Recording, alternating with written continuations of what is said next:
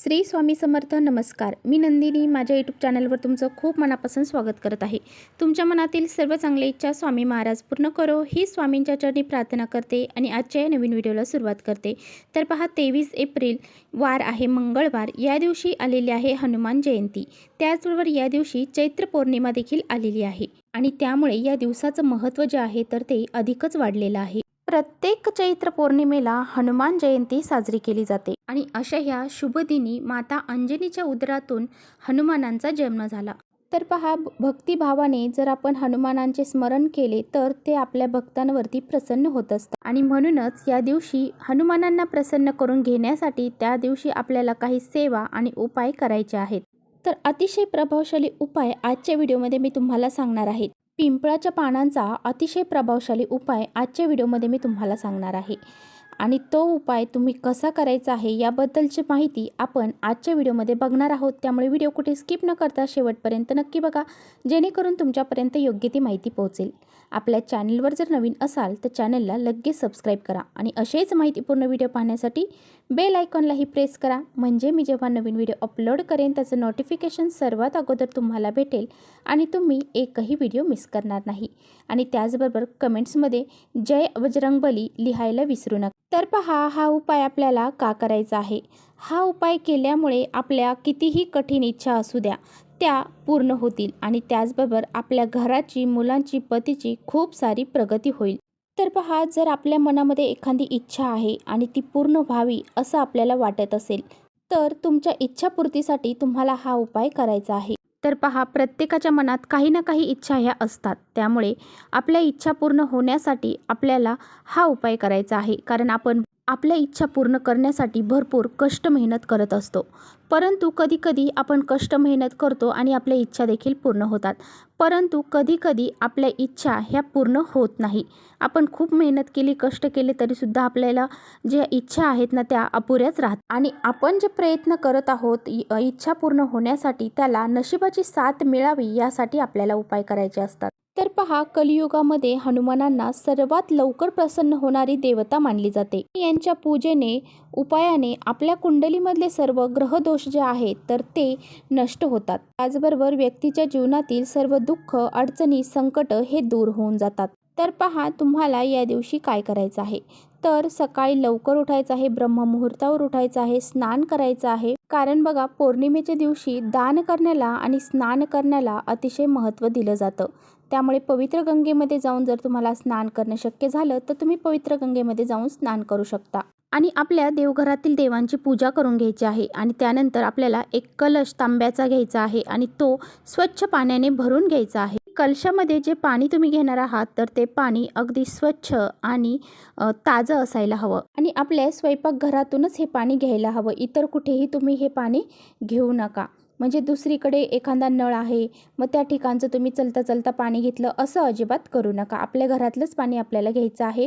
त्याचबरोबर त्यामध्ये थोडंसं चंदन टाकायचं आहे आणि या पाण्यामध्ये थोडंसं गंगाजल आणि कच्चं दूध जे आहे, कच्चंच दूध आपल्याला टाकायचं आहे आणि एक दिवा आपल्याला घ्यायचा आहे. त्या दिव्यामध्ये तुम्हाला मोहरीचं तेल घालायचं आहे. दुहेरी लांब कापसाची वात आपल्याला लावायची आहे. जर तुमच्याकडे मोहरीचं तेल नसेल तर तुम्ही जे तेल घेताल ते घ्या आणि त्यामध्ये थोडीशी मोहरी टाका आणि अशा पद्धतीने हे सर्व गोष्टी घेऊन आपल्याला पिंपळ वृक्षापाशी जायचं आहे. हे गेल्यानंतर सर्वात अगोदर आपल्याला दिवा प्रज्वलित करायचा आहे आणि दिव्याखाली काहीतरी आसन ठेवायचं आहे.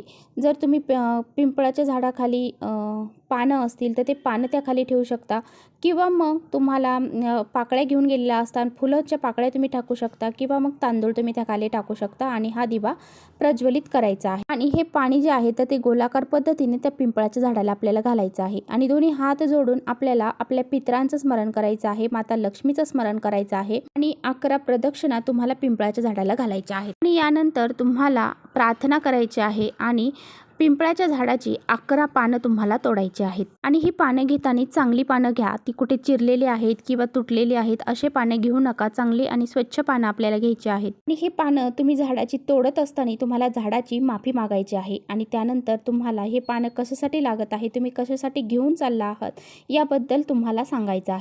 कारण माता लक्ष्मीचा वास या वृक्षामध्ये पौर्णिमेच्या दिवशी असतो आणि या दिवशी पौर्णिमेच्या दिवशी या वृक्षाची पूजा करायला विशेष असं महत्त्व दिलं जातं आणि त्यामुळे आपल्याला झाडाची पानं तोडण्या अगोदर त्या झाडाची माफी मागायची आहे आणि त्याची ती 11 पानं तोडून तुम्हाला घरी घेऊन यायची आहे।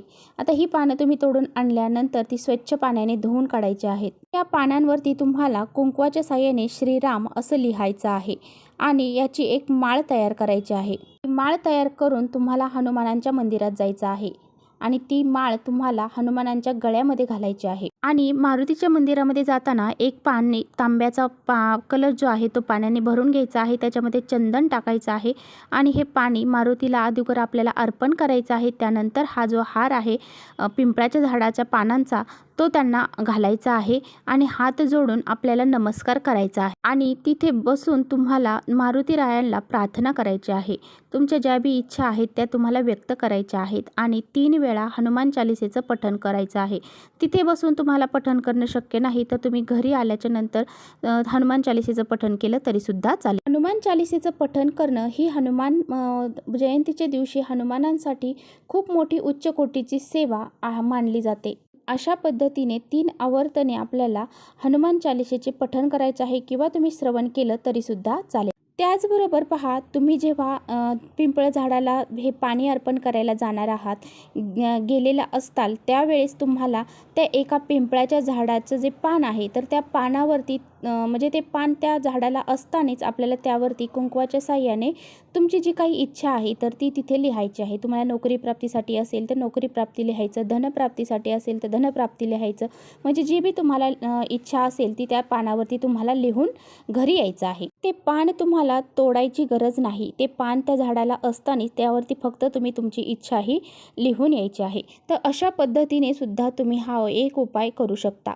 तर असा हा अत्यंत प्रभावशाली उपाय हनुमान जयंतीच्या दिवशी करायला अजिबात विसरू नका।